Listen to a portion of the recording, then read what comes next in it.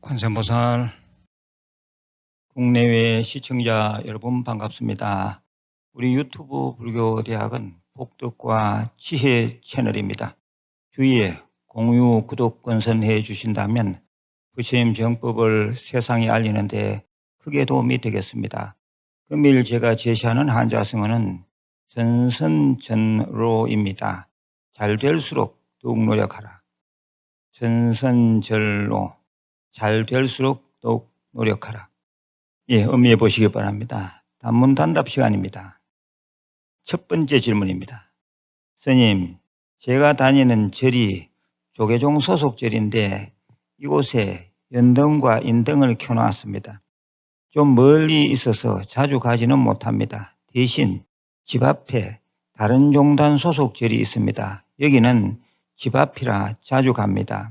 제가 궁금한 것은 종단이 다른 절을 같이 다녀도 상관이 없는가 하는 점입니다. 스님의 답변 부탁드립니다. 우리가 절에 나갈 때는 공부 목적이 큽니다. 공부에는 첫째, 기도와 참선을 위주로 하는 마음 공부가 있습니다. 둘째, 부처님 말씀과 조사 어록을 배우는 경전 공부가 있습니다. 셋째, 천도제 등 의례를 체계적으로 익히는 의식 공부가 있습니다. 그런데 각 종단의 특성상 이 세 가지 공부가 같을 수가 없습니다. 종단이 같다고 하더라도 이 세 가지 공부가 다를 수 있습니다. 내가 주로 의지해서 다니는 절의 공부가 완전히 몸과 마음에 배어있는 경우라면 공부 빛깔이 다른 절에서 적응하기가 힘이 들 수 있습니다. 마음 공부, 경전 공부, 의식 공부라는 이 세 가지 공부가 비슷한 절이면 이 절 저 절 상관없이 다녀도 관계없지만 이 세 가지 공부가 완전히 다른 절이면 집중력이 떨어지고 잡생각이 많이 일어납니다. 제가 지금 하는 말이 그렇게 어렵지는 않죠. 연등과 인등을 켜놓은 절과 종단이 다른 집 옆의 절이 마음 공부 가르치는 것이 비슷하고 경전 공부 가르치는 것이 비슷하고 의식 공부 가르치는 것이 비슷하다면 같이 다녀도 무방합니다.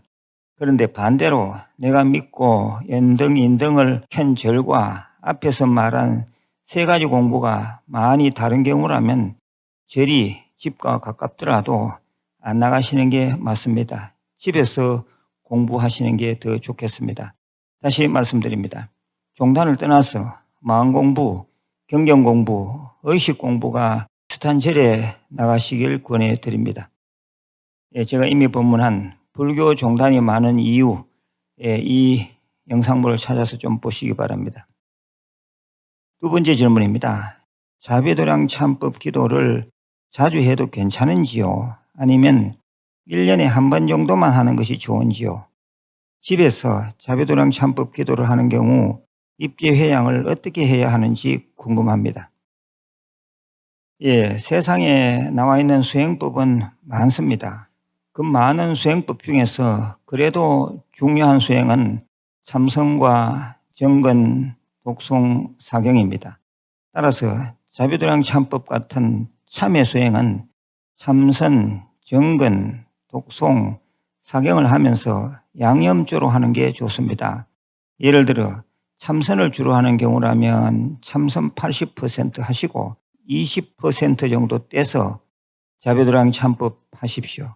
1년에 여러 번 자비도량 참법 수행을 하셔도 됩니다만 자비도량 참법 때문에 참선, 정근, 독송, 사경을 등한시하면 안 됩니다.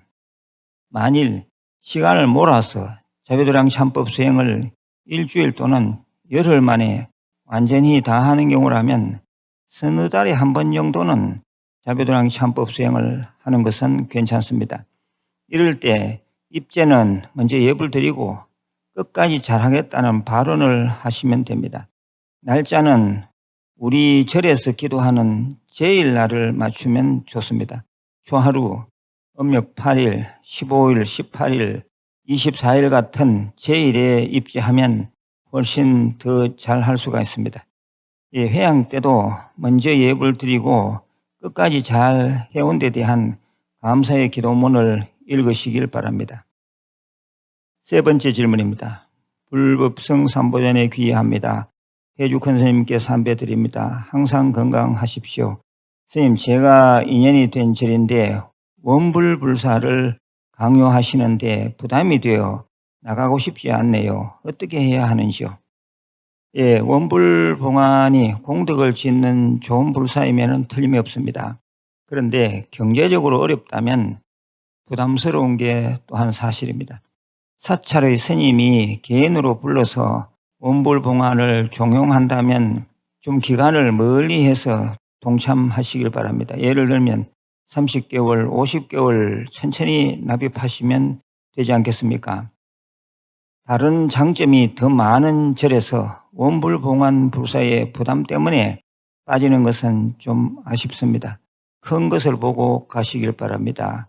한편 대부분 불사는 스님들이 누구를 지정하지 않고 소개하는 경우가 일반적입니다. 이때도 장기 분할로 동참하시든지 그것도 힘들면 그냥 듣고 넘기시면 됩니다. 대신 속으로는 부처님, 저도 이런 불사에 동참하고 싶습니다. 저에게 물질적, 정신적 여유를 좀 주십시오. 제가 언젠가는 꼭 동참하겠습니다. 라고 원을 세우십시오. 그러면 희한하게도 불사할 수 있는 그런 힘, 경제력이 생깁니다. 예, 네 번째 좋은 글입니다. 예, 오랜만에 좋은 걸 하나 소개해 드립니다. 무일우학 스님, 사이버 불교대학 초급과정 수료 졸업장을 4년여 만에 2025년 1월 2일자로 받았습니다. 고맙고 감사합니다.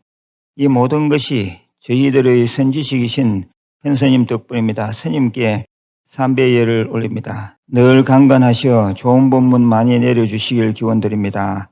함께 선물로 보내주신 삽삼 관세음보살님 가피라는 스님 책도 감사합니다. 더 열심히 수행 정진토록 노력하겠습니다. 나무 관세음보살 마살. 예, 아주 장하십니다. 예, 세월은 참으로 빠른 것 같습니다. 초창기에 멤버십에 가입하셔서 벌써 4년이나 되어 초급과정 졸업장을 받으셨다니 진심으로 축하드립니다. 계속 공부를 이어가셔서 중급, 고급과정의 졸업장도 꼭 받으시길 바랍니다. 살다 보면 불교 공부, 불교 수행한 것이 제일 의미 있다는 생각이 드실 것입니다. 이 방송을 듣는 우리 모든 시청자들께서도 멤버십에 가입, 사이버 불교대학 과정에 꼭 들어오셔서 좀 더 깊이 있는 공부도 하시고 한국불교대학의 영예로운 졸업장도 받으시길 바랍니다. 들어오신 지 4년이 되면 초급반 졸업장을 받을 수 있습니다. 후일에 언제 수료생, 졸업생을 대상으로 대구 큰절이나 이곳 케이블탑 빌리지에 초대를 하겠습니다. 예, 한 가지 덧붙여 공지사항처럼 말씀드리면 멤버십 회원은 한 달에 2,990원 학비가 있고 새로운 불교 공부, 법요집 등은 무료로 보내드립니다. 핵심 금강경 책은 필요하시면 더 구입하시면 됩니다. 예, 제가 졸업장 견본이랑 가지고 나왔는데 한번 보십시오. 이렇게 생겼습니다. 예, 졸업장이 있고요. 그 다음에 법사증, 전법사증 4년 지났기 때문에 전법사증이 또 있습니다. 보시고, 예, 앞에 화면을 좀 보시기 바랍니다.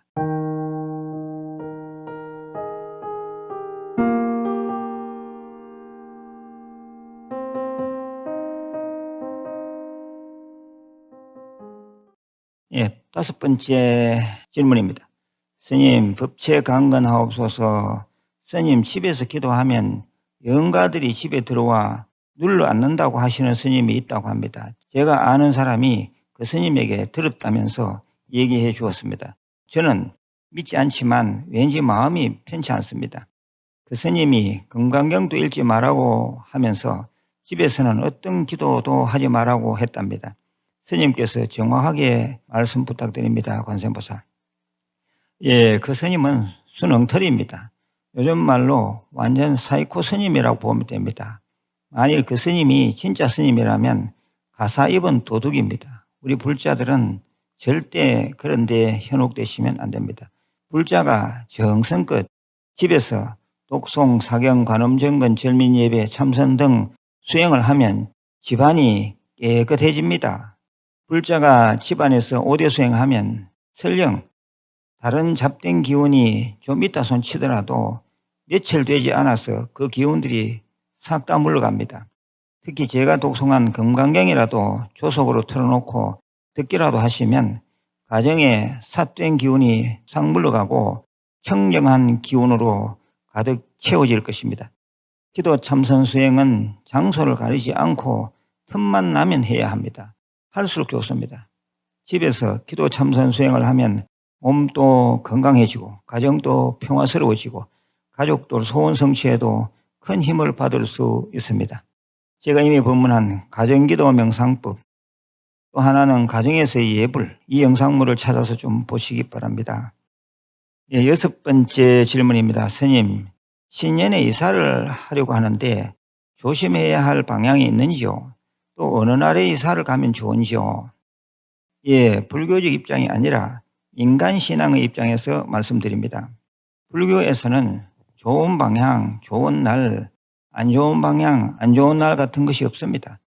일일시호일이라 날마다 다 좋을 뿐입니다. 그런데 민간 신앙에서는 이것저것 따지는 것이 있습니다. 적당히 참고해서 사시면 됩니다. 을사년 입춘 이후에는 동쪽으로 이사가는 것을 꺼려합니다. 대장군방, 삼살방이라고 합니다. 다른 방향은 문제가 없습니다. 그리고 이사하기에 좋은 날은 손 없는 날입니다.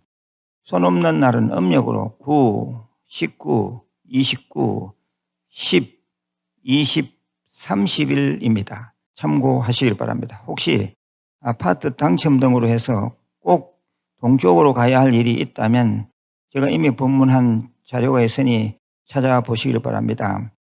이사 방향 상식, 이사 태길 상식 뭐 이런 겁니다. 7번째 질문입니다. 빙의된 자가 구병시식 관련 천도제도 없이 돌아가시면 그 귀신도 사라지는지요? 아니면 후손들에게 또 빙의되는지 알고 싶습니다. 잡신이 붙은 경우에 떼내는 의식을 구병시식 또는 구명시식이라고 합니다. 이 의식에는 천도제까지 포함됩니다. 어떤 사람에게 잡신이 붙은 채로 구병시식을 하지 않고 그대로 사망하였다면 그 잡신은 어떻게 되느냐 하는 질문입니다. 보통 이럴 경우 아주 지독하고 끈질긴 잡신은 죽은 사람 몸에서 빠져나와 자손 등 가까운 사람에게 다시 붙는 수가 많습니다. 잡신이 유순하고 끈질기지 않을 경우는 자기의 의지처, 빙의처가 없어짐을 한탄하고 정처 없이 떨어져 나갑니다. 그래서 자손 등 가까운 사람에게 가지 않습니다. 주위에 빙의된 사람이 있다면 아는 스님에게 얘기해서 꼭 구병시식을 하는 게 좋겠습니다. 제가 이미 법문한 귀신 이야기, 구병시식을 꼭 좀 찾아서 보시기 바랍니다. 이상입니다. 오늘 또 많은 질문과 좋은 글이 들어왔는데 다 소개해드리지 못했습니다. 다음에 이어서 또 더 말씀을 드리겠습니다. 마지막으로 공지사항입니다. 정초고에서 각 절마다 기도가 이루어집니다. 정초 살림 기도 다 좀 하시고요. 또 삼재소멸, 입춘 삼재소멸 기도도 각 절에서 현재 이루어지고 있습니다. 물론 우리 한국불교대학 대관엄사도 다 합니다. 그리고 또 이어서 정초 방생 또 각 절마다 다 있습니다. 정초에는 우리가 새로운 마음으로 한 해를 시작해야 합니다. 그러려면 웬만하면 절에서 하는 기도는 동참하시는 게 훨씬 더 좋습니다. 안 하는 것보다 훨씬 더 좋습니다. 끝으로 발보리심 진언을 3번 외우겠습니다. 옴 모지짓다 못다 바나야미, 옴 모지짓다 못다 바나야미, 옴 모지짓다 못다 바나야미. 관세음보살